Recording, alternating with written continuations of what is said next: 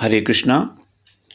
श्रीमद् भागवत पुराण के सप्तम स्कंद के छठे अध्याय में प्रहलाद जी असुर बालकों को शिक्षा देते हुए बता रहे हैं कि हमारा जो ये मनुष्य जीवन है अत्यंत दुर्लभ है, इसलिए हमको सब प्रकार से परमार्थ की प्राप्ति के लिए इसी जीवन में प्रयत्न करना चाहिए, क्योंकि सुख के लिए प्रयत्न करना वो इसी का कोई औचित्य नहीं है।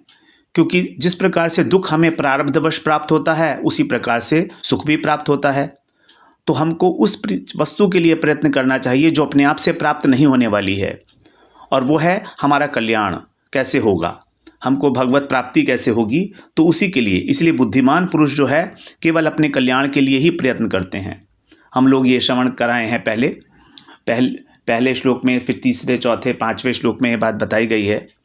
अब बता रहे हैं यहाँ पर कि हम किस प्रकार से, क्यों नहीं ये साहस कर पाते कि हम अपने को जो है भगवत प्राप्ति में संलग्न कर पाएँ।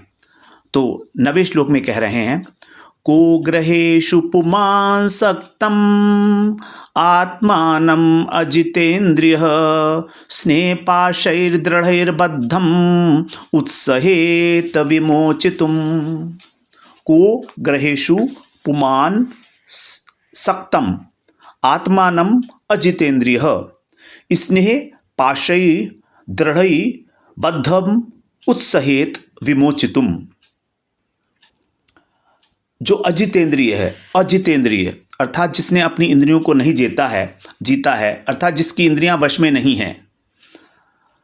तो कह रहे हैं कि जिसकी इंद्रियां वश में नहीं हैं, को ऐसा कौन होगा, पुमान ऐसा कौन व्यक्ति होगा, कौन पुरुष होगा जिसकी इंद्रियां वश में नहीं हैं,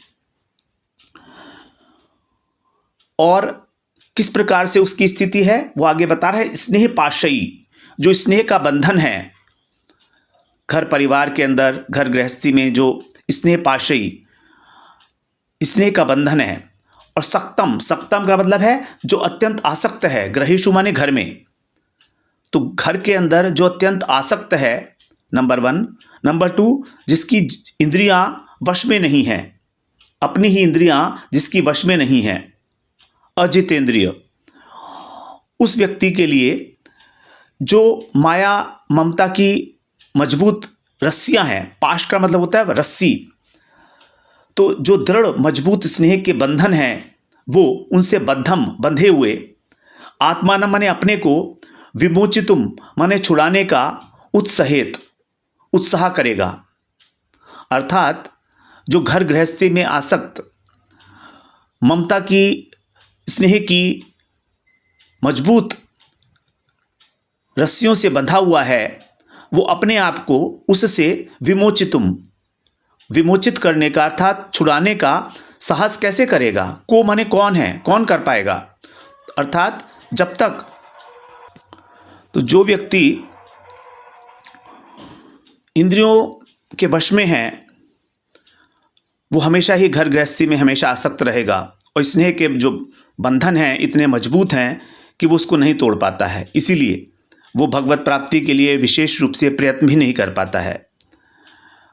इस प्रकार यहाँ पर जो है सबसे बड़ा जो कारण बताया है भगवत प्राप्ति में, जो सबसे बड़ा अवरोध है, सबसे बड़ी जो बाधा है वो यही है कि हमारी इंद्रियों का वश में न होना, नंबर 1, और नंबर 2 हमारा घर गृहस्थी के अंदर अत्यधिक आसक्त हो जाना। इसी कारण हम लोग अपना मन भगवान में नहीं लगा पाते, भजन में नहीं लगा पाते। तो 9वें श्लोक में कह रहे हैं, एक बार दोबारा इसका उच्चारण करेंगे।